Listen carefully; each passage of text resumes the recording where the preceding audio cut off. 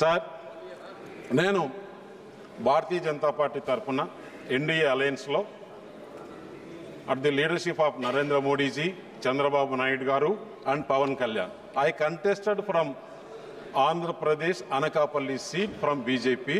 I won by 3 lakhs majority. First time, previously I was 2 terms in Rajya Sabha. First time I contested, I got 3 lakhs of majority because of people have seen, people have a confidence on Narendra Modi ji, Chandrababu Naidu garu, Pawan Kalyan. ఎందుకంటే sir 5 సంవత్సరాలు ఒక్కసారి నాకు అవకాశం ఇవ్వని జగన్మోహన్ రెడ్డి చెప్తే youngster కదా అని ఒక్కసారి ప్రజలు అవకాశం ఇచ్చారు సార్. ఆంధ్రప్రదేశ్ ఈరోజు పరిస్థితి చూస్తే మొత్తం దోచేశారు సార్. ల్యాండ్లో, శాండ్లో, మైనింగ్లో, భూముల్లో, లిక్కర్లో, అంటే ఒకటి కాదు సార్, చెప్తే ఇంకొక గంట సేపు చెప్పాల్సి వస్తుంది. ఆంధ్రప్రదేశ్ ఈరోజు రాష్ట్రంలో ఎంత అప్పులు చేసినారు, ఎంత అవుట్ స్టాండింగ్ బిల్స్ ఉన్నాయో కూడా ఈరోజు పరిస్థితి తెలియదు సార్. ఎందుకంటే ఎవరైనా కరప్షన్ చేస్తే మనం ఆపగలుగుతాం. ఒక నేరస్తుడు, ఒక ఆర్థిక ఉగ్రవాది ముఖ్యమంత్రి అయితే రాష్ట్రం ఏ విధంగా చెడిపోతుందో 5 సంవత్సరాలు మనం కళ్ళారా చూసాం సార్.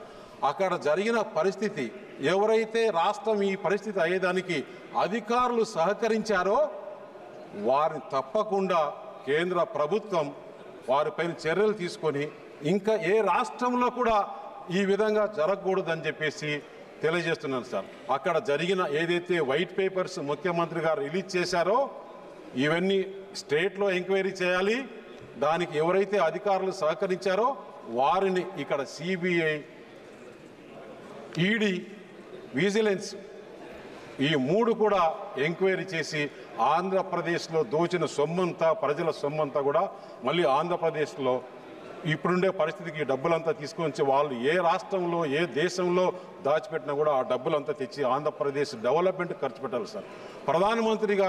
మంత్రి గారు ఆంధ్రప్రదేశ్ క్యాపిటల్ లేదని చెప్పేసి 2014లో ఏదైతే బడ్జెట్లో పెట్టారో ప్రధానమంత్రి గారు వచ్చి అక్కడ ఫౌండేషన్ వేసి ఆంధ్రప్రదేశ్ అమరావతి క్యాపిటల్ పైన ప్రపంచ దృష్టి అంతా అక్కడ ఉంటే అక్కడ డెవలప్ జరిగితే ఈయన ముఖ్యమంత్రి అయిన తర్వాత ఆంధ్రప్రదేశ్లో అమరావతి వస్తే ఎన్డీఏ గవర్నమెంట్కి పేరు వస్తుందనే ఉద్దేశంతో, చంద్రబాబు నాయుడుకి పేరు వస్తుందనే ఉద్దేశంతో, నరేంద్ర మోడీ గారికి పేరు వస్తుందనే ఉద్దేశంతో అక్కడ క్యాపిటల్ను గవర్నమెంట్ ప్రాపర్టీ సార్, ఇది జగన్మోహన్ రెడ్డి ప్రాపర్టీ కాదు, ఆ ప్రాపర్టీని డిస్ట్రాయ్ చేసి ఈరోజు అక్కడ దాదాపు 50,000 ఎకరాలు రైతులు ల్యాండ్ పూలింగ్ సిస్టంలో ప్రపంచంలో, దేశంలో ఎక్కడా జరగలేదు. ఆ విధంగా రైతులు ఇస్తే ఆ రైతులని ఎన్ని ఇబ్బందులు పెట్టారంటే సార్, ఆ రైతులు ఆంధ్రప్రదేశ్ ప్రజలు అతను చేసిన దోపిడీకి ఈరోజు సార్ ఆంధ్రప్రదేశ్ ప్రజలు ఏ విధంగా తీర్పిచ్చారంటే 93% స్ట్రైక్ రేట్తో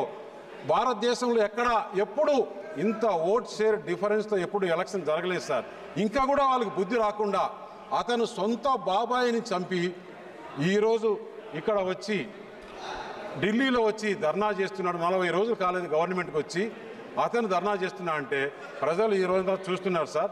ఇతని పైన చర్యలు తీసుకొని ఆంధ్రప్రదేశ్లో జరిగిన నష్టాన్ని పూడ్చి ఏదైతే వాళ్ళు దోపిడీ చేస్తున్నారో అవన్నీ ఎంక్వైరీ, ఈడీ, సిబిఐ జరగాలని చెప్పి కోరుతూ వాళ్ళకు సహకరించిన అధికారులను శిక్షించాలని చెప్పేసి వాళ్ళపైన ఎంక్వైరీ చేయాలని చెప్పి కోరుతూ మరొక్కసారి ఆంధ్రప్రదేశ్కు 10 సంవత్సరాలు సార్, నేను రాజ్యసభలో 12 బడ్జెట్లు చూశాను, ఇప్పుడు ఇది 13వ బడ్జెట్. ఎప్పుడు కూడా ఆంధ్రప్రదేశ్ కింద మేలు జరగలేదు.